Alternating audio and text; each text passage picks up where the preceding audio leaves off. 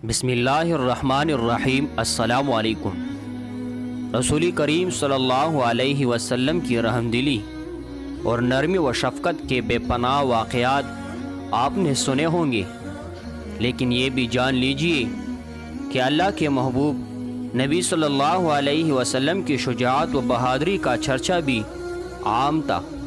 آپ صلی اللہ علیہ وسلم نے عرب کے مشہور باپ بیٹے کو 5 بار کشتی میں چت کیا تھا۔ رکانہ نامی اس پہلوان کی جسمانی طاقت کے بارے میں کہا جاتا تھا کہ وہ اکیلا 200 آدمیوں کا مقابلہ کر کے انہیں پچھاڑ سکتا تھا۔ سنن ترمذی میں بیان کیا جاتا ہے، ایک روز نبی کریم صلی اللہ علیہ وسلم عرب کے کسی کوہستانی علاقے سے گزر رہے تھے کہ رکانہ سے ملاقات ہو گئی۔ سرور عالم صلی اللہ علیہ وسلم کی یہ عادت مبارکہ تھی کہ جو شخص بھی ملاقات کرتا، حضور صلی اللہ علیہ وسلم اس کو اسلام قبول کرنے کی دعوت ضرور دیتے۔ چنانچہ سرکار دو عالم صلی اللہ علیہ وسلم نے رکانہ کو بھی دعوت دی، اے رکانہ، تم بت پرستی سے توبہ کرو اور اللہ تعالیٰ جو وحدہ لا شریک ہے اس پر ایمان لے آؤ۔ اس نے کہا، میں ایک شرط پر آپ صلی اللہ علیہ وسلم کی اس دعوت کو قبول کرنے کو تیار ہوں۔ اگر آپ صلی اللہ علیہ وسلم مجھے پچھاڑ دے تو میں ایمان لے آؤں گا۔ نبی کریم صلی اللہ علیہ وسلم جن کے دن اکثر فاقہ کشی سے گزرتے تھے، کئی ماہ تک حضور صلی اللہ علیہ وسلم کے کاشان رحمت میں چولہے میں آگ تک نہیں جلائی جاتی تھی، کھجور کا ایک دانہ منہ میں ڈال کر پانی پی لیا اور شب و روز گزار لیے۔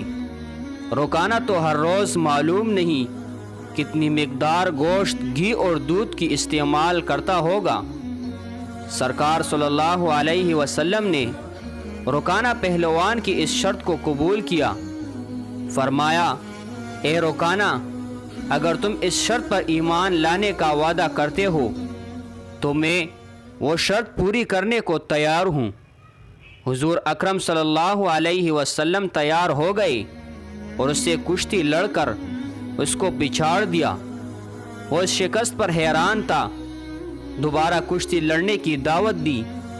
سرکار دو جہاں صلی اللہ علیہ وسلم نے دوسری مرتبہ بھی اپنی پیغمبرانہ طاقت سے اس کو اس زور کے ساتھ زمین پر پٹخ دیا کہ وہ دیر تک اٹھ نہ سکا، اور حیران ہو کر کہنے لگا، اے محمد صلی اللہ علیہ وسلم، خدا کی قسم، آپ کی عجیب شان ہے کہ آج تک عرب کا کوئی پہلوان میری پیٹھ زمین پر نہیں لگا سکا، مگر آپ صلی اللہ علیہ وسلم نے مجھے 2 مرتبہ زمین پر پچھاڑ دیا۔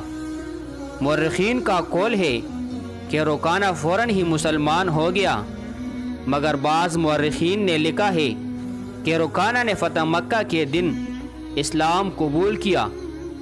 باپ کی شکست کے بعد اس کا بیٹا یزید بن رکانہ بھی، جو کہ مانا ہوا پہلوان تھا، وہ 300 بکریاں لے کر بارگاہ نبوت صلی اللہ علیہ وسلم میں حاضر ہوا اور کہا، اے محمد صلی اللہ علیہ وسلم، آپ مجھ سے بھی کشتی لڑیے۔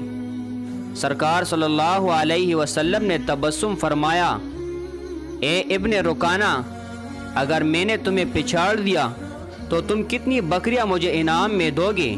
اس نے کہا، 100 بکریاں میں آپ کو دے دوں گا۔